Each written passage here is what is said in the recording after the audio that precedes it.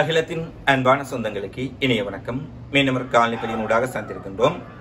இன்றைய நாளில் அவசர தேவை நிமித்தமாக அலுவலக வேலை காரணமாக வெளியே இருந்த இந்த காணொலியை பதிவு செய்ய வேண்டிய சூழ்நிலை இருப்பதால் புற சத்தங்களையும் பேக்ரவுண்டில் வரக்கூடிய சத்தங்களையும் நீங்கள் பொறுத்துக் கொள்ள வேண்டும் என்ற ஒரு அன்பான கோரிக்கையோடு எனில் அவசரமாக நாங்கள் வெளியூர் வந்த சூழ்நிலையால் இங்கிருந்து இந்த காணொலியை பதிவேற்ற வேண்டிய ஒரு நிலை இருக்கின்றது. பேக்ரவுண்டில் சில சவுண்டுகள் கேட்டால் நீங்கள் அதை சற்று சகித்துக் கொள்ளுங்கள். இந்த நிலையில் இன்றைய நாளில் குறிப்பாக காசாவில் இஸ்ரேலிய ராணுவத்திற்கும் ஹமாஸுக்கும் இடையில் ஆரம்பித்த போரானது ஒரு வருடத்தை எட்டியிருக்கின்றது. அக்டோபர் 7ஆம் தேதி ஹமாஸ் நடத்திய தாக்குதலுடன் ஆரம்பித்திருக்கக்கூடிய இந்த போர் நாளை அக்டோபர் 7ஆம் தேதி 2024 அக்டோபர் 7 2023ஆம் தேதி இந்த போர் ஆரம்பித்த சூழ்நிலையில் ஒரு வருடத்தை இந்த போர் நெருங்கியிருக்கும் சூழ்நிலையில் தற்போது நிலைமை எவ்வாறு இருக்கின்றது? குறிப்பாக ஹிஸ்புல்லாக்கள் இதுவரை செய்யாத ஒரு தாக்குதலை இஸ்ரேலுக்குள் நடத்தி இருக்கின்றார்கள். இது இஸ்ரேலுக்கு மிகப்பெரிய அதிர்ச்சியை கொடுத்திருக்கின்றது. அந்த விடயங்கள் என்ன என்பதையும் இந்த காணொலியில் விரிவாக பார்க்கலாம். முதலில் அக்டோபர் 7ஆம் தேதி முதல் இன்று வரை, அதாவது ஏறக்குறைய 364 நாட்கள், ஏறக்குறைய ஒரு வருடம் ஆகிவிட்டது. இந்த ஒரு வருட காலப்பகுதியில் இஸ்ரேலினுடைய கொடூரமான தாக்குதலில் 42,440 பொதுமக்கள் கொல்லப்பட்டிருக்கின்றார்கள். இதில் ஏறக்குறைய 14,380 குழந்தைகள் கொல்லப்பட்டிருக்கின்றார்கள் என்ற துயரமான செய்தி வழியாக இருக்கின்றது. 97,166 பேர் காயமடைந்திருக்கின்றார்கள். இதில் 15,000க்கும் மேற்பட்டவர்கள் நிரந்தர ஊனம், அதாவது கால்களை இழந்தவர்கள், கைகளை இழந்தவர்கள், கண் பார்வை இழந்தவர்கள் என மிகப்பெரிய அளவிலான பாதிப்புகளை சந்தித்திருக்கக்கூடியவர்கள் 15,000க்கும் மேற்பட்டவர்கள் என்ற செய்தியும் வெளியாக இருக்கின்றது. இந்த சூழ்நிலையில் கடந்த 24 மணி நேரத்தில் மட்டும் காசாவில் 47 பொதுமக்கள் கொல்லப்பட்டிருக்கின்றார்கள். இஸ்ரேலினுடைய தாக்குதலில் ஒரே நேரத்தில் காசாவிலும் லெபனானிலும் மிகப்பெரிய வான்வெளி தாக்குதலை இஸ்ரேல் நடத்தி கொண்டிருக்கின்றார்கள். இதில் பொதுமக்கள் மீதான தாக்குதல்கள் மிக கொடூரமாக நடைபெற்றிருக்கின்றன. பெய்ரூட்டில் இடம்பெற்ற தாக்குதலை அந்த காணொலிகளை நீங்கள் இந்த வாட்ஸ்அப் சேனலில் பார்வையிடலாம். பல கட்டிடங்கள் சுக்குநூறாக்கப்பட்டிருக்கின்றன. ஹிஸ்புல்லாவினுடைய இலக்குகளை தாக்குவதாக இவர்கள் குறிப்பிட்டாலும் கூட அதிக அளவிலான சிவிலியன் உயிரிழப்புகள் இங்கே பதிவாக இருக்கின்றன என்பதை சுயாதீன ஊடகங்கள் உறுதிப்படுத்தியிருக்கின்றன. குறிப்பாக பராமெடிக்கல் என்று சொல்லக்கூடிய மருத்துவ உதவியாளர்கள் 8 பேர் இஸ்ரேல் தாக்குதலில் கொல்லப்பட்டிருக்கின்றார்கள். இந்த தாக்குதல் ஒரு மிக கடுமையான தாக்குதலாக நடைபெற்றுக் கொண்டிருக்க காசாவில் 45 பேர், ஏறக்குறைய லெபனானில் நேற்றைய தாக்குதலில் 35 பேர், ஏறக்குறைய 100 பேர் வரை நேற்று ஒரு நாளில் மட்டும் இஸ்ரேலிய வான்படை தாக்குதலில் கொல்லப்பட்டிருக்கின்றார்கள் என்ற தீரமான செய்தி வழியாக இருக்கின்றது. எவ்வாறு காசாவை மனிதர்கள் வாழ முடியாத ஒரு பகுதியாக மாற்றி தரைமட்டமாக்கியதோ அதை போன்ற ஒரு நடவடிக்கையை இஸ்ரேல் தற்போது பெய்ரூட்டிலும் செய்வதற்கு முயற்சிக்கின்றார்களா என்ற கேள்விதான் மிகப்பெரிய அளவில் எழுந்திருக்கின்றது. ஏனெனில் பெய்ரூட்டில் நடைபெறக்கூடிய சம்பவங்களை பார்க்கின்ற பொழுது அவ்வாறுதான் தொடர்ச்சியாக இருக்கின்றன. இந்த சூழ்நிலையில் ஹிஸ்புல்லாவும் இன்றைய தினம் மிகப்பெரிய அளவில் ராக்கெட்டுகள், ஏவுகணைகள், ட்ரோன்களை கொண்டு ஒரு மிகப்பெரிய தாக்குதலை நடத்தியிருக்கின்றார்கள். கடந்த 24 மணி நேரத்தில் மட்டும் 170 ஏவுகணைகளை கொண்டு அவர்கள் இஸ்ரேலிய இலக்குகள் மீது தாக்குதலை நடத்தியதாகவும், குறிப்பாக கிரியாத் சோம்னா நகரத்தில் மட்டும் 30 ராக்கெட்டுகள் வீழ்ந்து வெடித்திருக்கின்றன என்ற செய்தி வழியாக இருக்கின்றது. பல ஏவுகணைகளையும் ராக்கெட்டுகளையும் தாங்கள் இடைமறித்து விட்டதாக இஸ்ரேல் குறிப்பிட்டாலும் கூட பல ராக்கெட்டுகள், ட்ரோன்கள் இலக்குகளில் வீழ்ந்து வெடித்து மிகப்பெரிய சேதத்தை ஏற்படுத்தியிருப்பதாக சுயாதீன ஊடகங்கள் தெரிவித்திருக்கின்றன. அதிலும் குறிப்பாக கிரியாத் சோம்னா பகுதியில் இஸ்ரேலின் உடைய மிகப்பெரிய ஒரு ஆயுத தொழிற்சாலை ஒன்று மிகப்பெரிய அளவிலான சேதத்துக்கு உள்ளாகி இருக்கின்றது என்ற செய்தி தற்போது வெளியாக இருக்கின்றன. ஹிஸ்புல்லாவினுடைய ட்ரோன்கள் நடத்திய தாக்குதலில் இந்த சேதம் குறிப்பாக கிரியாத் சோம்னா பகுதியில் இருக்கக்கூடிய ஆயுத தொழிற்சாலைக்கு நேர்ந்திருக்கின்றது என்ற செய்தி வழியாக இருக்கின்றது. அடுத்து ஹிஸ்புல்லா வடக்கில் மிகப்பெரிய ஏவுகணை ராக்கெட் தாக்குதலை நடக்கும் போது தெற்கு இஸ்ரேலை குறிவைத்து ஈராக்கில் இருக்கக்கூடிய ஈராக் எதிர்ப்பு இயக்கம் மிக கடுமையான தாக்குதலை நடத்தியிருக்கின்றார்கள். டெல் அவிவ் மற்றும் பல்வேறுபட்ட ஹைஃபா மற்றும் பல்வேறுபட்ட பகுதிகள் மீது ஒரே நேரத்தில் ட்ரோன்கள், ராக்கெட்டுகளை கொண்டு தாக்குதலை நடத்தியிருக்கின்றார்கள். அதிலும் இதுவரை பயன்படுத்தாத புதிய வகை ட்ரோன்களை தற்போது ஈராக் எதிர்ப்பு இயக்கம் பயன்படுத்த ஆரம்பித்திருப்பதால் இந்த தாக்குதல்களில் இஸ்ரேல் இடைமறிப்பதற்கு அப்பால் சேதங்கள் கணிசமாக ஏற்பட தொடங்கி இருப்பதான செய்திகள் வெளியாக இருக்கின்றன. ஒரே நேரத்தில் ஹிஸ்புல்லா வடக்கு பக்கத்திலும் தெற்கு பக்கத்தில் ஈராக் எதிர்ப்பு இயக்கமும் தாக்குதல் நடத்தி கொண்டிருக்கும் சூழ்நிலையில் வடக்கு காசாவிலும் இஸ்ரேலிய ராணுவத்திற்கும் ஹமாஸ் போராளிகளுக்கும் இடையில் மிக கடுமையான சண்டை இடம்பெற்றிருப்பதான செய்திகளை ஹமாஸ் அமைப்பினர் வெளியிட்டிருக்கின்றார்கள். குறிப்பாக வடக்கு காசாவில் உள்ளே ஊடுருவி வந்த இஸ்ரேலிய படைகள் மீது தாம் மிக கடுமையான தாக்குதலை நடத்தி இருக்கின்றோம் என்ற செய்தியும் ஹமாஸிடமிருந்து தற்போது வந்திருக்கின்றது.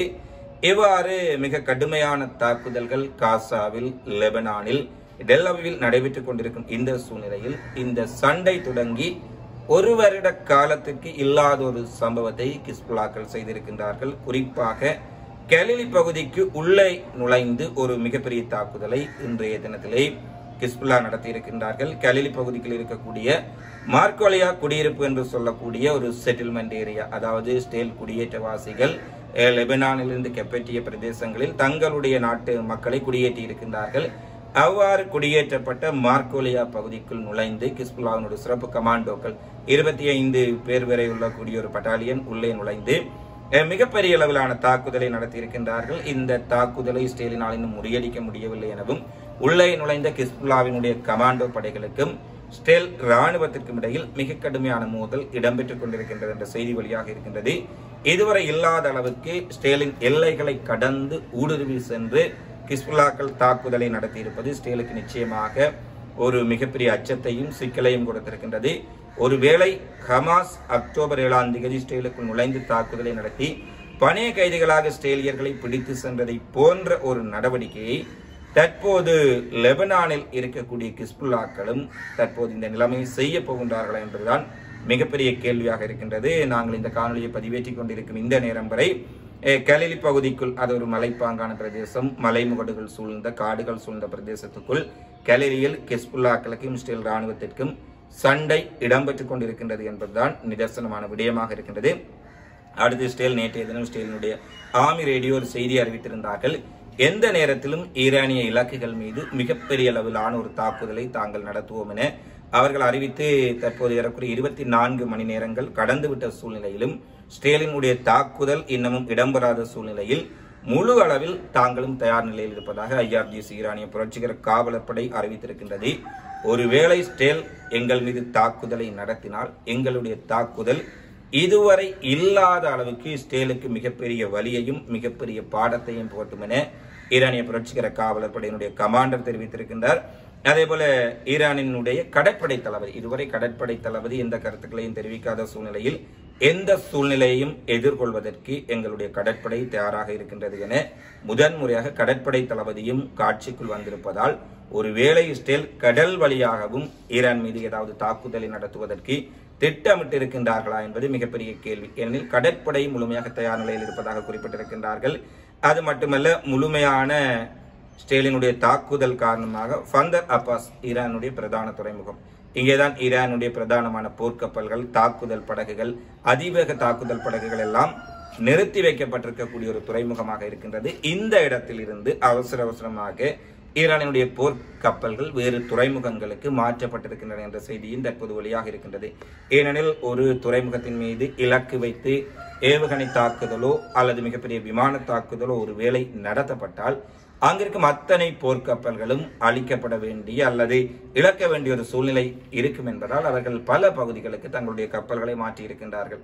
அதாவது 1-2 துறைமுகங்கள் தாக்கப்பட்டாலும் கூட ஏனைய துறைமுகங்களில் நிறுத்தி வைக்கப்படக்கூடிய கப்பல்களை காப்பாற்றிக் கொள்ள முடியும் என்பதுதான் அங்கு இருக்கக்கூடிய மிக முக்கியமான ஒரு விடயமாக இருக்கின்றது. இந்த சூழ்நிலையில் ஈரானினுடைய போர்க்கப்பல்கள் தயாராக இருக்கின்றன என்ற சூழ்நிலை ஒரு பக்கம் இருந்து கொண்டிருக்கும் சூழ்நிலையில் எந்த ஒரு சூழ்நிலையிலும் எங்களுடைய அனைத்து விதமான படைகளும் இஸ்ரேல் தாக்குதல் நடத்தி அடுத்த பதிலை மிக விரைவாக இஸ்ரேலுக்கு கொடுப்பதற்கு தயார் நிலையில் இருக்கின்றோம் என்ற அறிவிப்பும் தற்போது மிக முக்கியமாக வெளியாக இருக்கின்றது. அடுத்து காசாவில் போராண்டு நடைபெற்றுக் கொண்டிருக்கும் சூழ்நிலையில் இஸ்ரேலின் இனப்படுகொலையை கண்டித்து அமெரிக்கா, லண்டன், பாரிஸ், நியூயார்க் உள்ளிட்ட முக்கிய நகரங்களில் 5000க்கும் மேற்பட்ட மக்கள் ஒன்று திரண்டு மிகப்பெரிய அளவிலான போராட்டத்தை நடத்தி இருக்கின்றார்கள். அது மட்டுமல்ல, இஸ்ரேலுக்கு ஆயுதங்கள் கொடுப்பதை நிறுத்த வேண்டும், இஸ்ரேலினுடைய இனப்படுகொலைக்கு உதவி செய்வதை நிறுத்த வேண்டும், காசாவில் பாலஸ்தீனர்களுக்கு சுதந்திரமான வாழ்வு ஏற்படுத்தி கொடுக்க வேண்டும், அவர்கள் மீதான இன அழிப்பு நிறுத்தப்பட வேண்டும் என மிகப்பெரிய அளவிலான போராட்டங்களும் அங்கு இடம்பெற்றுக் கொண்டிருக்கின்றமை குறிப்பிடத்தக்க விடயமாக இருக்கின்றது. இந்த சூழ்நிலையில் ஈரானுடைய வெளியுறவுத்துறை மந்திரி அப்பாஸ் ஆராச்சி நேற்றைய தினம் சிரியாவுக்கு விஜயம் செய்த போது எந்த ஒரு இக்கட்டான சூழ்நிலை ஏற்பட்டாலும் கூட எதிர்ப்பச்சில் இருக்கக்கூடிய எமது ஆதரவு இயக்கங்களுக்கு நாம் கொடுக்கும் ஆதரவில் எந்த விதமான மாற்றங்களும் கிடையாது என ஈரானுடைய வெளியுறவுத்துறை அமைச்சர் சிரியாவில் வைத்து ஒரு முக்கிய அறிவிப்பை விடுத்திருக்கின்றார். ஏனெனில் லெபனானில் மிக கடுமையான தாக்குதல் ஹிஸ்புல்லாக்கள் மீது நடத்தப்பட்டுக் கொண்டிருக்கின்றன. சிரியா ஈராக்கில் இருக்கக்கூடிய இயக்கங்கள் மீதும் தாக்குதல் நடத்தப்பட்டுக் கொண்டிருக்கும் சூழ்நிலையில் எந்த ஒரு பதிலடி தாக்குதலுக்கும் அல்லது இஸ்ரேல் மேற்கொள்ளக்கூடிய எந்த ஒரு நடவடிக்கைகளுக்கும் தாங்கள் நிச்சயமாக எதிர்ப்பச்சில் இருக்கக்கூடிய அத்தனை இயக்கங்களுக்கும் ஆதரவை கொடுப்போம். அதில் எந்த மாற்றமும் கிடையாது. எதிர்ப்பச்சு முழுமையாக இஸ்ரேலினுடைய அச்சுறுத்தல்களை இஸ்ரேலினுடைய தாக்குதல்களை எதிர்கொள்வதற்கு முழு தயாராக இருக்கின்றது என்ற செய்தியையும் சிரியாவில் இருந்து வழங்கியிருக்கின்றார். இவைதான் இன்றைய நாளில் தற்போது வெளியாக இருக்கக்கூடிய மிக முக்கியமான செய்தி பதிவுகளாக பதிவாக இருக்கின்றன. எனவே இஸ்ரேலின் தாக்குதல் ஈரான் மீது எப்போது இடம்பெறலாம் என்பதுதான் பலருக்கு இருக்கக்கூடிய கேள்வியாக இருக்கின்றது. ஒருவேளை இஸ்ரேல் ஈரான் மீது மிக கடுமையான தாக்குதல்களை நடத்தினால் அதற்கு ஈரான் நடத்தப்போகும் தாக்குதல் இந்த போரை ஒரு பிராந்திய போராக, பிராந்தியம் கடந்த ஒரு உலகப் போராக மாற்றிவிடப் போகின்றது என்பதுதான் பலருடைய கவலையாக இன்றைய நாளில் இருக்கின்றது.